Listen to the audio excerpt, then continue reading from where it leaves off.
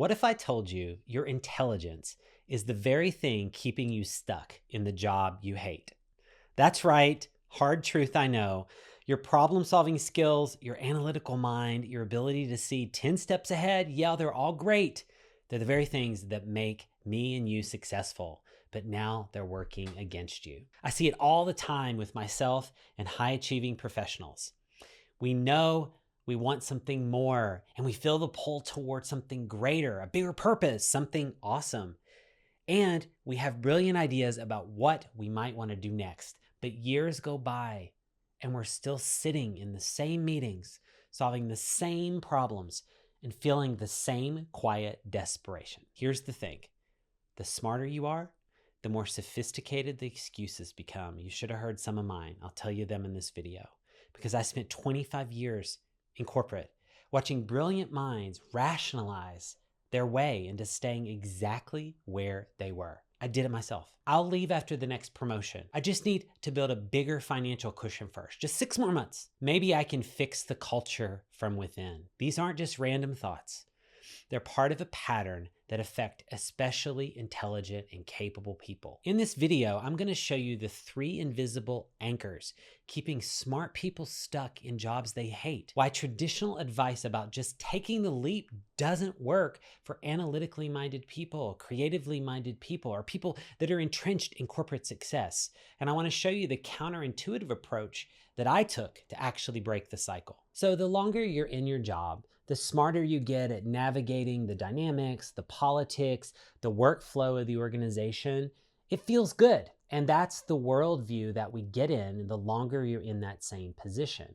And so you and I, we can be very smart and very savvy and very strategic at navigating the system, but something very interesting is at play that we stop being able to see because we have a very specific blind spot. So let me show you what I mean. So here in the job, we have ideas, right? So if we're working in a corporate job like I was, where I was in the corporate creative agency space before starting my business, we were in the ideas business. We were coming up with ways to solve problems for clients. And also there was a lot of strategy happening inside, which is exciting and great. But like yourself watching this video, I had a lot of ideas that would come up. And so when these ideas would come up about how to make something better internally or how to better solve a problem or whatever, I would come up with these and then they would have to be shared. And so they would have to be shared out both this way and this way and this way, depending on how large your organization is. These are people on your team. These are peers. These are people that work around you. This could be your team. And then because you're in a job, you don't own the company. So then there's the people up here. There's leadership. There's your boss. There's the people that actually are directing the organization. And that's the role that they're supposed to be in. They're not doing anything wrong. But what's interesting is when our ideas start to come to surface, we have to get in what I call this elaborate lobbying effort, where now just your ideas can't be executed quickly. There's not a lot of freedom or flow of thought in most cases. We have to now strategically start getting people on board on our team, or getting people around us on board, getting feedback to see if people are excited about it, and then start pushing this information up to leadership to start lobbying to really make a case for the idea. And as we know, in many cases, depending on the leadership, this might either get pushed to the side. The ideas might get put over here in what I call a parking lot for later, or they might just literally get blocked here and pushed back down because they're just not part of the strategic initiative. Or some people, let's be honest, we have leadership that isn't supportive of new ideas and they're never going to embrace our ideas. This is where frustration exists for people that come to me and tell me they want to leave their corporate job, they want to build their dreams. Their ideas are most commonly getting stifled at best or blocked at worst, right? Blocked or stifled. So this is the worldview we live in, and even smart, savvy people like us get stuck here. And there's a real reason why we get stuck here, because our minds are focused on solving problems within the space that we're in. We're working with the people around us, and especially the longer you're there, you start to see the world through the lens of where you are. But the world exists in what I'm drawing right here. And when I realized this aha moment, that's when everything changed. We're living inside of this box, this corporate box. And this is the problem, because we're trying to solve problems within a structure without actually questioning the structure itself.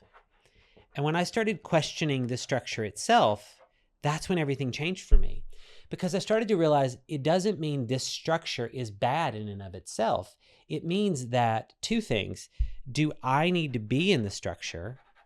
Do I need to be here? The answer was no for me, spoiler alert. And also, let me put this question over here. Can I affect change? So can I affect change, and do I need to be here? When I started asking these questions about the structure, that's when I realized I didn't lose the ability to be smart and be a problem solver. I was solving the problem in the wrong confinement, and I needed to question the confinement itself.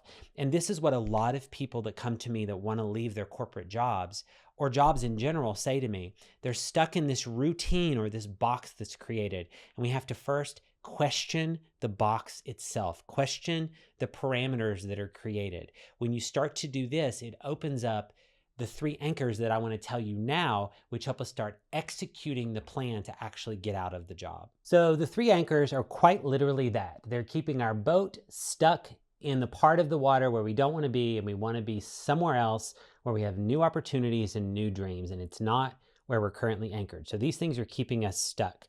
So I want to show you the 3 anchors, and I'm going to talk through each one and tell you how they relate with each other.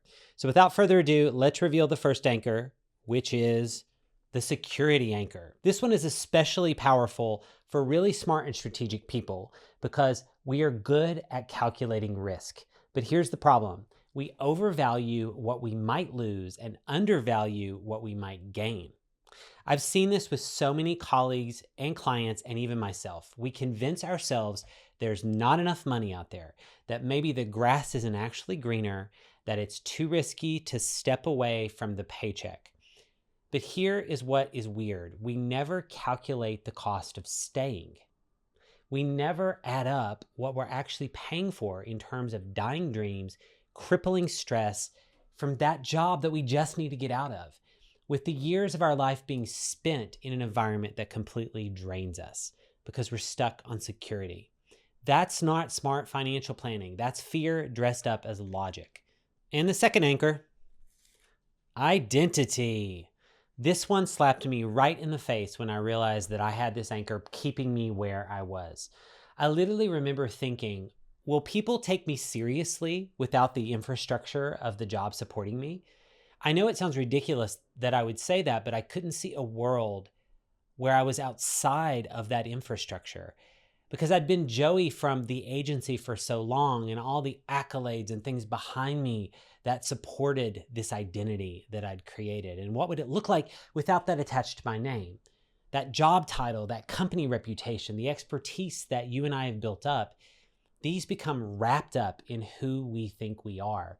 And it doesn't matter what job you're in. That problem solving I talked about earlier, that pride and the fact that you'd navigated the culture and you've really risen to the top and you're probably a very valuable player at your job, that all matters. And that identity is looped around how we see ourselves. And disconnecting that can be very overwhelming in the prospect of actually leaving something, even though, like I shared earlier, we know we've questioned that box we're in and we want to get out of it. It's this dichotomy we live in, and it's really rooted in asking ourselves, what will our identity look like on the other side, and how much better or reshaped or evolved can it be? And when I started asking those questions, that's when I started realizing that my identity could transition and that would be okay. And the third anchor kind of works with all of these. Let's reveal this one. The status anchor. The status anchor works hand in hand with the identity anchor, but this talks about our social standing, how we show up with our friends, our network, our career network, our families, people that see us in this job. And in many ways, we might see ourselves and our identity intertwined in that. And then that shows how we show up in our actual world. And in many ways, especially if you're in a super senior position or a job that has really frankly, swagger and prestige, this is a factor, because when you separate yourself from the job, we feel we're losing everything related to that. Now, this is something I struggled with. It's something that my colleagues and people in my network and clients I've worked with have struggled with, whether they've left their job already or they're still stuck inside and getting ready to make the transition. Don't worry, I'm not going to name any of you. This journey, this is something that exists along the journey, because the status can be the hardest one to shake off. To give you an example, when I left my agency job to start my own business, I, of course, do Be Something Awesome, but I also have a boutique branding agency as well. So I questioned to myself, what will it look like to get new clients? What will it look like? How will I show up in the networking community? And this is a real concern that people have. And I can tell you that it is not as big as you're making it right now. And you have to realize that when you get to the other side, outside of the job that you hate, that you're trying to get out of, things are greener. The grass is greener. There is more opportunity, but we can't see it when we're hanging on to this status inside of the job itself. So the three anchors work hand in hand. Security is one of the first ones that people come to me with when they're asking for my help to get out of their job. And I often coach people in the Be Something Awesome community in this way. Security is a big one. Security is one that can be overcome with getting numbers and facts and figures on a spreadsheet, right? The identity and status ones are ones that we feel. And these are ones where we have to start looking at our identity and how we see ourselves in our mindset, actually. And these are very much rooted in mindset shifts that need to start happening before the actual job transition changes. There's actually something you can grab in the description. I call it my Break Free Action Guide. And it walks through some of these identity shifts that I use with people when I do help them actually navigate out of their corporate jobs. So go ahead and grab that free resource, because I think it will really help you think about these anchors and specifically the mindset shifts that are needed to change all three of these, especially identity and status, and get rid of these anchors so you can actually transition out of your corporate job and move on to the dreams that you know you want to build. So let me tell you a little bit about this from my perspective. This would come up here and there throughout my corporate career. It wasn't just one moment when I would start to have this realization that I wasn't actually in charge, that I was living in a world created by others above me. Again, this is not bad. They owned the company. They owned the organization. But the realization would hit me again and again throughout my career.